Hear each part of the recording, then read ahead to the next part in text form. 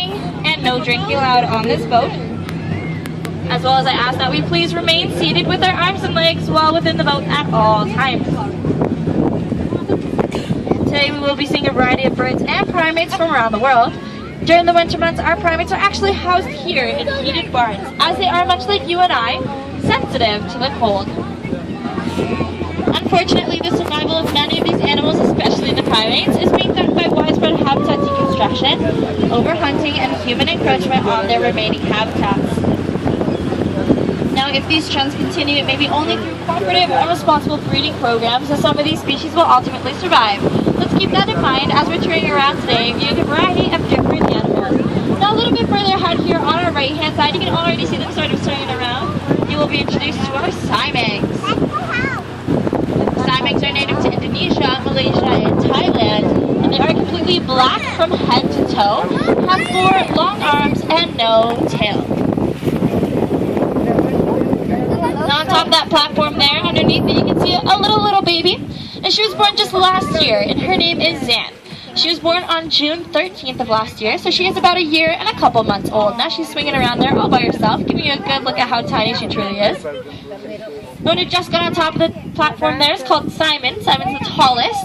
In the middle there is Huckleberry. Huckleberry was born on July 1st, 2014. And the one furthest to the left of the 3 there is Diana. So Simon and Diana are the mother and father of both the little siblings there. Look at the family. Now they do have a throat sac which can be inflated to about the size of their heads. And they use that throat sac to produce a very loud and booming territorial display in which all members of the family will participate. And that does include our tiny little baby, Zan.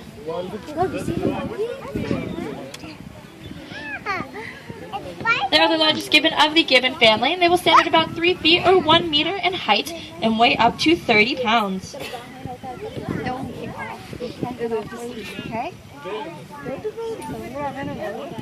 Now in the wild, they have been known to live 25 to 30 years of age. And as little baby Zan grows older, it is very common for both Simon and Diana to carry the baby around on their stomachs.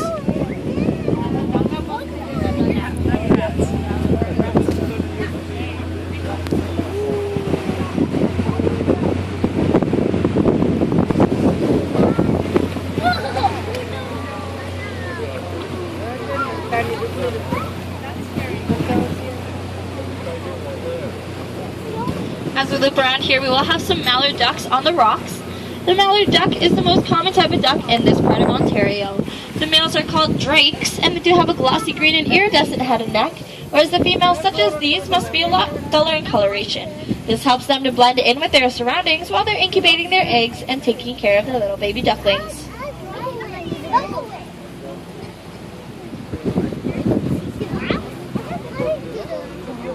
And now directly ahead of us there, on the next island to the right, you'll be able to see a very large bird standing up there, and that's called a marabou stork.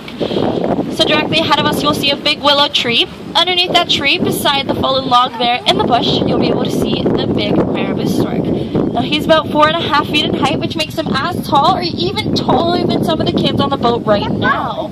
And he does have an almost featherless head and neck area with a very large bill that helps him to stay really clean while he scavenges the carcasses left behind by predators in the wild, such as, of course, the lions and the hyenas. So if you take a look just right to our right-hand side now, you can see standing in that bush. Definitely not the prettiest of birds, but pretty impressive. Called the marabou stork. Now this is not the guy who brings around the babies. That would be the European white storks. I don't think this guy's very cut out for the job. He'd probably be scaring the baby.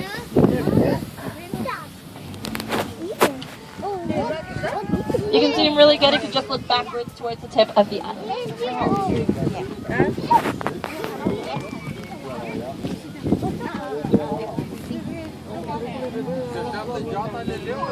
The lake we are traveling on is a natural spring-fed lake with, of course, man-made islands.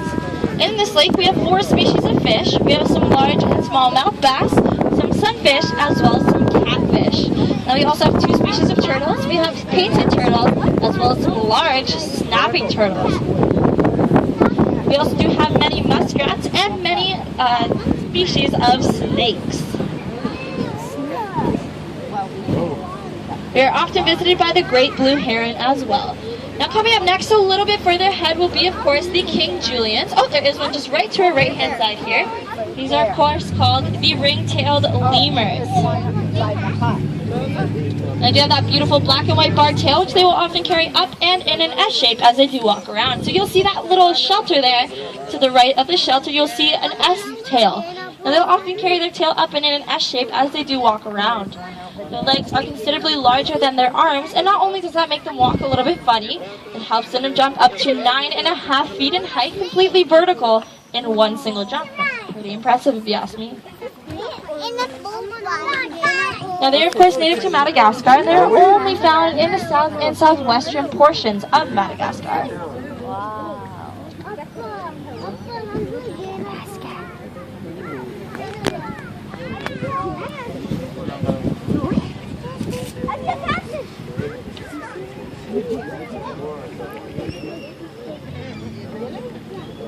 There's actually one coming over this way, so it's just right behind that little bush there.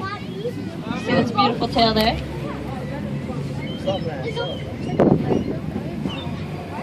See you right fighting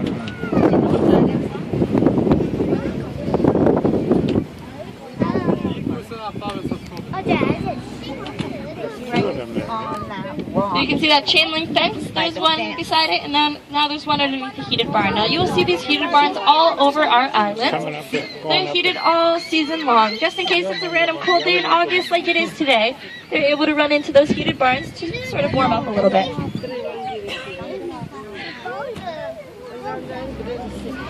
Now coming up on the next island, you may be able to see something that looks a little bit like a skunk just underneath that little bush there. Now that is not a skunk, that's a rough black and white lemur, just to our right hand side here. Now as we loop around, we might get a better look at it. Also on this island you will see 3 big white birds called the pink-backed pelicans, and they're the smallest of 8 species of pelicans. Now although they are small, they have a large wingspan of over 8 feet. So we'll just loop around to grab a better look at all of them. So if you take a look to your right hand side, just right at the right of the island, you'll be able to see those skunk-looking animals, once again called the rough black and white lemurs. Now if they were a little bit closer and had their eyes wide open, you will note that their eyes are actually neon yellow in color. Now, they are the largest of all lemur species, and when they are born, they're actually born extremely premature. They can't even hold on to the little babies when they're first born, or they can't even hold on to their mothers when they're first born, so they have to be carried around by mouth for the first 2 to 3 weeks of their life.